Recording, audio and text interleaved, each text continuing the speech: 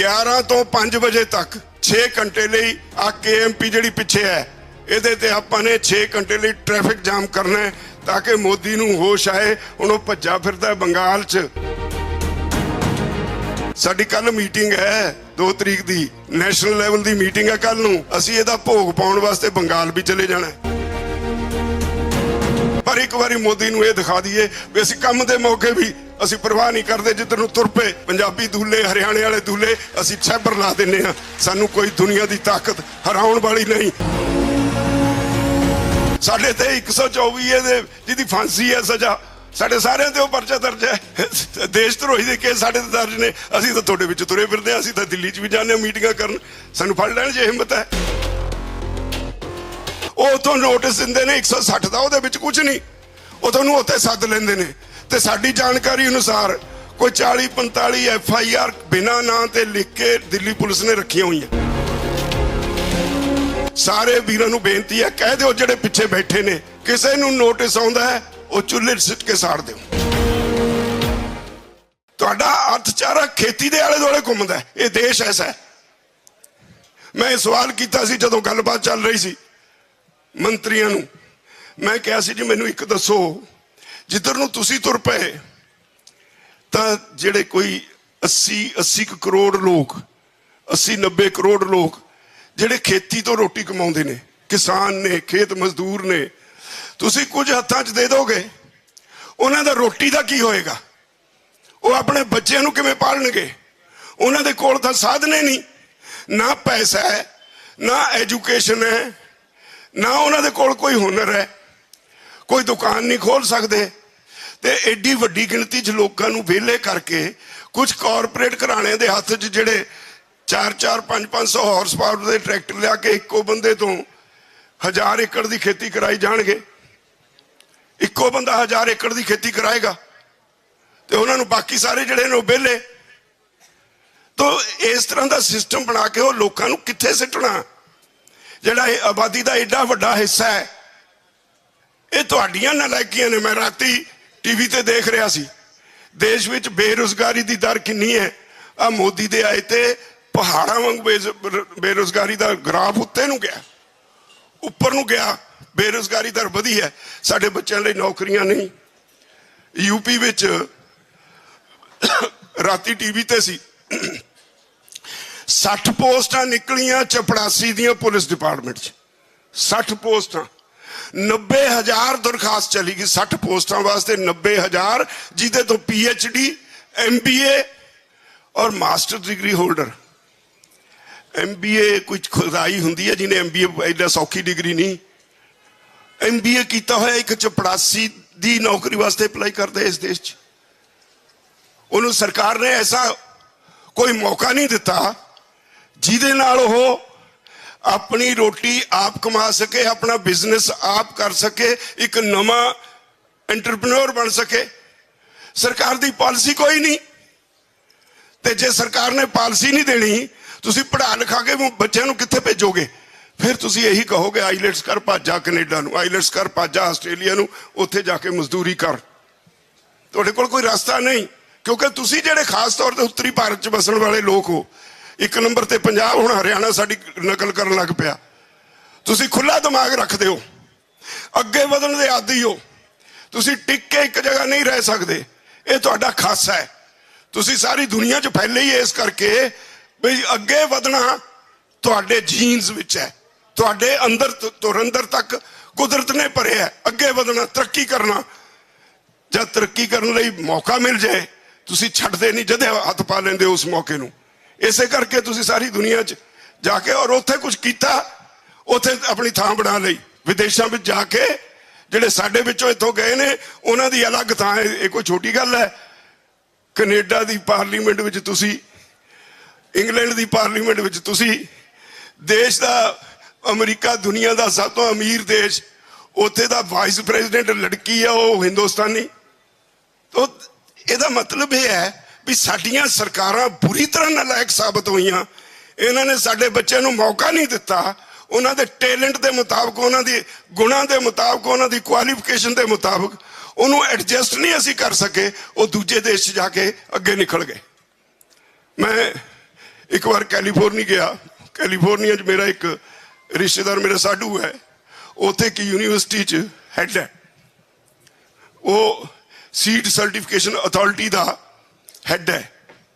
मैं वो मैनू कहे भी भाजी तुहानू की देवां, मैं मैनू की देंगा, दे जे लोकां नू कुछ भला हुंदा तां। उन्हें मैनू 2 झोने का ते एक होर ऑयल सीड का 2 बी दिते, बी खुले नहीं दिते, उन्हें सील करके वो जिहड़ा तकनीकी डाटा सी, साइंटिफिक डाटा सी, ਉਹਦੇ ਵਿੱਚ पा के सीलां ला के मैनू दिता भी एक रवायत है साडे, ये सील्ड कवर जाके उत्थे खेतीबाड़ी यूनिवर्सिटी वालियां नू दें, वो इहदे ते रिसर्च कर लेणगे, ते जे साडी मदद की लोड़ है तो असी कोई पैसा नहीं लेंदे, साडियां जड़ां ने, असी भी आ जाएंगे उत्थे उन्हां दी मदद करन लई, इहदे ते रिसर्च करके दे दिओ, तुहाडा झोने दा झाड़ दुगना हो जाओ, तुहाडे ऑयल सीड बारे न्यारे कर देणगे। उन्हें मैनू दिते, उस वेले मुख्यमंत्री सी बादल साहब, मैं इनू कहा भी यूनिवर्सिटी की ड्यूटी लाओ, उन्होंने वाइस चांसलर सद लिया, मेरे को 2 पैकेट उन्होंने दे दिते, मैं उन्होंने पूछा देखो सील्ड है, फिर ना मैनू कहो भी जी सील तोड़ी हुई सी, असी ये नहीं रिसर्च करनी, ये साइंटिफिक डाटा है। वो कहता जी बिल्कुल ठीक है, अज तक पता नहीं कित्थे गए, सरकार ने रिसर्च लिए पैसा नहीं दिता। मैं वाइस चांसलर नू 2 साल बाद पूछा भी वो की होया, कहता रिसर्च लिए पैसा चाहिए, पैसा सानू सरकार ने दिता नहीं, मैं की करा, हुण तां सीड भी खराब हो गए हो, उत्थे रिसर्च किवें होवे। इन्हां भले मानसां दा अज तक यही रहा भी मैं की कमा ला, मेरा ताकत ते कब्जा रहे, मेरे हथों खुस ना जाए गुरज, लोकी खाण खसमां नू, लोकां दी किसे नू चिंता नहीं, तुहाडी किसे नू चिंता नहीं।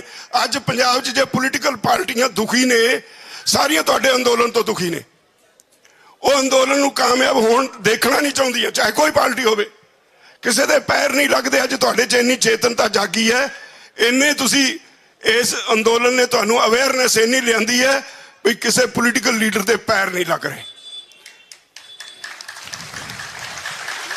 भाजपा शहरां च हराई, तुसी तो प्रचार करन नहीं गए, तुसी तो इत्थे मोर्चे ते बैठे हो, सारे भाईचारे विच गल फैल गई। मैनू याद है मेरा शहर खन्ना है, उत्थे एक भाजपा का बंदा जित्ते है, तो वो महल्ले वालियां नू सारा शहर लानतां पाई जांदा है। वो मैनू कहंदे भी साडा किसी तरह खड़ा जा दो, मैं कहा की गल हुई, कहंदे जी राजेवाल साहब सानू लोग लानतां पाई जांदे ने, तुसी भाजपा का बंदा क्यों जिताया, एक जितया उत्थे ही लानतां पैंदियां, असीं तां नहीं गए कुछ करन। ਇਹਦਾ मतलब साडा जिहड़ा आपस ਵਿੱਚ एक इंटरैक्शन है, भाईचारा बनया होया है, ਇਹਦੇ ਵਿੱਚ जागरूकता आई है, इस जागरूकता ने बड़ी तब्दीली लियाउणी है, इस जागरूकता दी दा सिट्टा है। मैनू एक अफसर कहंदा पंजाब दा, कहंदा साडे ब्यूरोक्रेसी च एक हवा बाकी, मैं कहा की, कहंदा कहंदे ने जे अंदोलन तो बाद आके सानू पै गए इत्थे, किसी किसान नू किसी बंदे नू खराब ना करो, जिहदा काम है फटाफट कर दो, फाइलां रोकदे नहीं, कहंदा हुण फटाफट असीं फाइलां कड्ढी जाने आ, अगे मंगू नहीं उत्ते बह जाओ छापा मार के भी जद कुछ दे के जाओ जद काम करांगे, इदां नहीं हो रहा।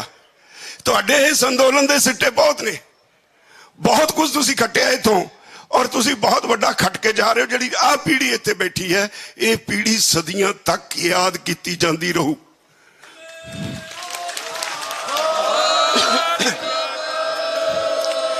मैं अपने सारे भरावां नूं, भैणां नूं, अपने बच्चों नूं फिर अखीर च इहो बेनती करांगा, बहुत वड्डी जिम्मेवारी है तुहाडे ते। हुण ये 3 मंगां तक गल नहीं, मंगां तो ज़्यादा हिस्टरी की जिम्मेवारी है, इतिहास की जिम्मेवारी है। जो कुछ तुसीं खट्टिया इतिहास च इन्हें दर्ज होना, इनू बचा के रखना है। अंदोलन बहुत छेती मुकम्मल सफल होने वाल जा रहा है, बहुत छेती तुसीं जितन जा रहे हो। ਜਿਹੜਾ कुछ तुसीं अज तक खटना है, ये कुछ वाधा करियो, ये घटाउण वाला कोई कदम ना चुक्यो। देखियो किते होए साडे इस अंदोलन ते किसी वेले इतिहासकारां नूं कोई कलंक लिखण वास्ते मिल जाए, अज तक उन्हां नूं कुछ नहीं मिलता। अज तक सारे तुहाडीआं सिफतां करन वालीआं गल्लां मिलदियां ने। तो मैं तुहानूं सारिआं नूं वधाई दिंदा, बहुत नेड़े हो जितदे। इस तरह डटे रहो, अपने भाईचारे नूं पंजाब विच सुनेहे दिओ भी आ जाओ वहीरा कत के फिर इतने उस तरह एक बारी चढ़ती कला सारे इतने मेला लग्या रहे, साडे सड़कों ते राह ना मिले तुरन नूं, साडे ट्रालियां विच सौण नूं थां ना मिले। फिर भी हुण तां ठंड लंघ गई, हुण तां गर्मी है, सड़क ते पै के भी सार लांगे, पर एक बारी मोदी नूं ये दिखा दईए भी असीं काम दे मौके भी असीं परवाह नहीं करते, जिधर नूं तुर पे पंजाबी दूल्हे हरियाणे वाले दूल्हे असीं छैबर ला दिंदे हां। सानूं कोई दुनिया की ताकत हराउण वाली नहीं, कोई नहीं जम्मिया सानूं हराउण वाला। असी हमेशा जित्तां प्राप्त कीतियां, इथों भी जित के जावांगे। मैं तुहानूं फिर बधाई दिना अज तक दी। एक होर बेनती करनी है, कुछ प्रोग्राम असी दिन्ने आ, वैसे सारे पंजाब विच हरियाणे च फटाफट उन्हां ते तां पूरा अमल हो जाता है। 6 तारीख नूं आपां ने सरकार नूं फिर एक हलूणा देना, KMP ते 4 घंटे लिए ट्रैफिक जाम करना अलग अलग जगह ते जिथे तुहानूं कहांगे। 6 तारीख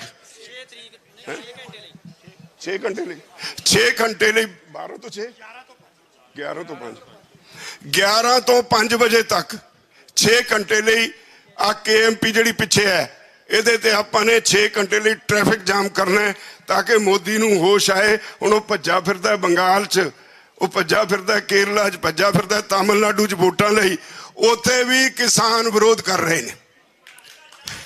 और मैं कह दिया साफ, जे देर करू, साडी कल मीटिंग है 2 तरीक की नैशनल लैवल की मीटिंग है कल नूं, असीं इहदा भोग पाउण वास्ते बंगाल भी चले जाना है।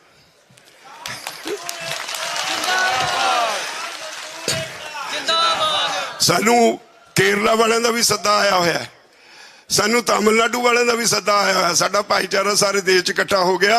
जे फट्टी पहुंचनी है, जे फट्टी पहुंचाउणी है तो मोदी की इच्छा, जे फट्टी पहुंचाउणी है तो मोदी की इच्छा। सानू कोई इतराज नहीं, असीं छोटे हुंदे फट्टी पोजदे हुंदे सी, हुण होर बहुत देर हो गई भुल गए सी, पोज देंगे। तो मैं सारिਆਂ ਦਾ फिर एक बारी धन्नवाद करना। हाँ, एक गल होर मैं सारिਆਂ ਨੂੰ ਦੱਸ ਦਿਆਂ, सानू डराउण वास्ते असीं डरदे बहुत छेती, ये भी नाल हैगी आ गल। ਜਿਹੜੇ ਪਿੰਡਾਂ 'ਚ ਬੈਠੇ ਨੇ ਇੱਥੇ ਨਹੀਂ ਆਉਂਦੇ, ਜਿਹੜੇ ਗੱਲਾਂ ਵਾਲੇ ਨੇ, ਜਿਹੜੇ ਕੁਝ ਕਰਨ ਵਾਲੇ ਨੇ, ਉਹ ਤਾਂ ਇੱਥੇ ਨੂੰ ਭੱਜੇ ਆਉਂਦੇ ਨੇ, ਉੱਥੇ ਸਾਡਾ ਮੋਰਚਾ ਸੰਭਾਲੀ ਬੈਠੇ ਨੇ। ਕੁਝ ਲੋਕ ਪਿੰਡ 'ਚ ਹੁੰਦੇ ਨੇ ਜਿਹੜੇ ਥੋੜੇ ਜਿਹੇ ਡਰਪੋਕ ਵੀ ਹੁੰਦੇ ਨੇ, ਇਹਨਾਂ ਨੇ ਛਾਂਟ ਕੇ ਡਰਪੋਕਾਂ ਨੂੰ 160 ਜਾਂ 191 ਦੇ ਨੋਟਿਸ ਦੇਣੇ ਸ਼ੁਰੂ ਕਰਤੇ। ਪਹਿਲਾਂ NIA ਦੇ ਦਿੱਤੇ ਸੀ, NIA ਦੇ ਨੋਟਿਸਾਂ ਤੇ ਅਸੀਂ ਇੱਕ ਵਾਰੀ ਮੀਟਿੰਗ 'ਚ ਇਤਰਾਜ਼ ਕੀਤਾ, ਉਹ ਤਾਂ ਬੰਦ ਹੋ ਗਏ। ਹੁਣ 160 ਦੇ ਨੋਟਿਸ ਦੇਈ ਜਾਂਦੇ ਨੇ। ਮੈਨੂੰ ਅੱਜ ਸਵੇਰੇ ਸੰਗਰੂਰ ਤੋਂ ਇੱਕ ਫੋਨ ਆਇਆ, ਉਹ ਕਹਿੰਦਾ ਅੰਕਲ ਜੀ ਤੁਹਾਡੇ ਕੋਲ ਇੱਥੇ ਹੋਣਾ। ਮੈਂ ਕਿਹਾ ਕਾਹਦੇ ਵਾਸਤੇ? ਕਹਿੰਦਾ ਇੱਕ ਨੋਟਿਸ ਹੈਗਾ। ਮੈਂ ਕਿਹਾ ਚੁੱਲ੍ਹੇ 'ਚ ਸਿਰ ਦੇ। ਉਹ ਕਹਿੰਦਾ ਜੀ ਫੇਰ ਕੀ ਹੋ, ਮੈਨੂੰ ਲੈ ਜਾਣਗੇ? ਮੈਂ ਕਿਹਾ ਜਿਹੜਾ ਲੈਣ ਆਊਗਾ ਮੇਰੇ ਕੋਲ ਆ ਜੀ, ਮੈਂ ਨਹੀਂ ਫੜਨ ਦਿੰਦਾ ਤੈਨੂੰ, ਤੂੰ ਚਿੰਤਾ ਨਾ ਕਰ। ਇਹਨਾਂ ਨੋਟਿਸਾਂ ਦਾ, ਇਹਨਾਂ ਨੂੰ ਨੋਟਿਸ ਜਾਰੀ ਕਰਨ ਦਾ ਕਾਨੂੰਨੀ ਅਧਿਕਾਰ ਕੋਈ ਨਹੀਂ, ਕਿਉਂਕਿ ਕਿਸੇ ਵੀ ਇੱਕ ਮੋਟੀ ਜੀ ਗੱਲ ਆਪਾਂ ਅਦਾਲਤਾਂ 'ਚ ਕੇਸ ਲੜਦੇ ਹਾਂ, ਆਪਾਂ ਨੂੰ ਚੰਗੀ ਤਰ੍ਹਾਂ ਪਤਾ ਹੈ ਭਈ ਹਰੇਕ ਚੀਜ਼ ਦਾ ਇੱਕ ਦਾਇਰਾ ਹੁੰਦਾ ਹੈ। ਇੱਕ ਪੁਲਿਸ ਸਟੇਸ਼ਨ ਹੈ, ਉਹਦੇ ਅੰਦਰ ਜੇ ਕੋਈ ਵਾਰਦਾਤ ਹੁੰਦੀ ਹੈ ਉਹ ਉੱਥੇ ਕਿਉਂ ਕਾਰਵਾਈ ਕਰ ਸਕਦਾ? ਜੇ ਦੂਜੇ ਥਾਣੇ 'ਚ ਜਾਣਾ ਤਾਂ ਮਨਜ਼ੂਰੀ ਲੈਣੀ ਪਊ। ਅਸੀਂ ਤਾਂ ਦੂਜੇ ਸੂਬੇ 'ਚ ਬੈਠੇ ਹਾਂ, ਅਸੀਂ ਤਾਂ ਬੈਠੇ ਹਰਿਆਣੇ 'ਚ। ਉਹ ਉੱਥੋਂ ਨੋਟਿਸ ਦਿੰਦੇ ਨੇ 160 ਦਾ, ਉਹਦੇ ਵਿੱਚ ਕੁਝ ਨਹੀਂ, ਉਹ ਤੁਹਾਨੂੰ ਉੱਥੇ ਸੱਦ ਲੈਂਦੇ ਨੇ। ਤੇ ਸਾਡੀ ਜਾਣਕਾਰੀ ਅਨੁਸਾਰ ਕੋਈ 40-45 FIR ਬਿਨਾਂ ਨਾਂ ਤੇ ਲਿਖ ਕੇ ਦਿੱਲੀ ਪੁਲਿਸ ਨੇ ਰੱਖੀਆਂ ਹੋਈਆਂ, ਨਾਂ ਨਹੀਂ ਉਹਦੇ 'ਚ ਪਾਇਆ ਹੋਇਆ। ਜਿਹੜਾ ਉਹ ਨੋਟਿਸ ਲੈ ਕੇ ਡਰਦਾ ਸਾਨੂੰ ਬਿਨਾਂ ਦੱਸੇ ਉੱਥੇ ਚਲਾ ਜਾਂਦਾ ਹੈ, ਉਹਦਾ ਨਾਂ FIR 'ਚ ਪਾਉਂਦੇ ਨੇ, ਉੱਤੇ ਕੇਸ ਪਾ ਦਿੰਦੇ। ਇਸ ਲਈ ਸਾਰੇ ਵੀਰਾਂ ਨੂੰ ਬੇਨਤੀ ਹੈ, ਕਹਿ ਦਿਓ ਜਿਹੜੇ ਪਿੱਛੇ ਬੈਠੇ ਨੇ, ਕਿਸੇ ਨੂੰ ਨੋਟਿਸ ਆਉਂਦਾ ਹੈ ਉਹ ਚੁੱਲ੍ਹੇ 'ਚ ਸਿੱਟ ਕੇ ਸਾੜ ਦਿਓ। ਦਿੱਲੀ ਪੁਲਿਸ ਨੂੰ ਕੋਈ ਅਧਿਕਾਰ ਨਹੀਂ ਪੰਜਾਬ 'ਚ ਬੈਠੇ ਕਿਸੇ ਬੰਦੇ ਨੂੰ ਨੋਟਿਸ ਦੇਣ ਦਾ। ਔਰ ਇਹ ਡਰਾਉਣ ਦੀ ਇੱਕ ਖੇਡ ਹੈ, ਲੋਕਾਂ ਨੂੰ ਡਰਾ ਕੇ ਘਰਾਂ 'ਚ ਤੰਗ ਕਰਨ ਦੀ ਖੇਡ ਹੈ। ਇਹਨਾਂ ਨੋਟਿਸਾਂ ਦਾ ਕੋਈ ਪਰਵਾਹ ਨਾ ਕਰੋ, ਔਰ ਅਸੀਂ ਤੁਹਾਡੇ ਨਾਲ ਬੈਠੇ ਹਾਂ। ਜੇ ਕੋਈ ਹੋਊਗੀ ਗੱਲ, ਸਾਡੇ ਤੇ 124 ਇਹਦੇ ਜਿਹਦੀ ਫਾਂਸੀ ਹੈ ਸਜ਼ਾ, ਸਾਡੇ ਸਾਰਿਆਂ ਤੇ ਉਹ ਪਰਚਾ ਦਰਜ ਹੈ। ਦੇਸ਼ ਧਰੋਹੀ ਦੇ ਕੇਸ ਸਾਡੇ ਤੇ ਦਰਜ ਨੇ। ਅਸੀਂ ਤਾਂ ਤੁਹਾਡੇ ਵਿੱਚ ਤੁਰੇ ਫਿਰਦੇ ਹਾਂ, ਅਸੀਂ ਤਾਂ ਦਿੱਲੀ 'ਚ ਵੀ ਜਾਂਦੇ ਹਾਂ ਮੀਟਿੰਗਾਂ ਕਰਨ, ਸਾਨੂੰ ਫੜ ਲੈਣ ਜੇ ਹਿੰਮਤ ਹੈ।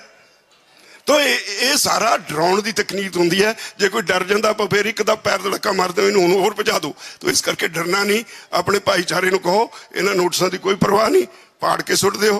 जे कोई दिक्कत है तो साडे नाल तालमेल करो, असीं खड़े हाँ।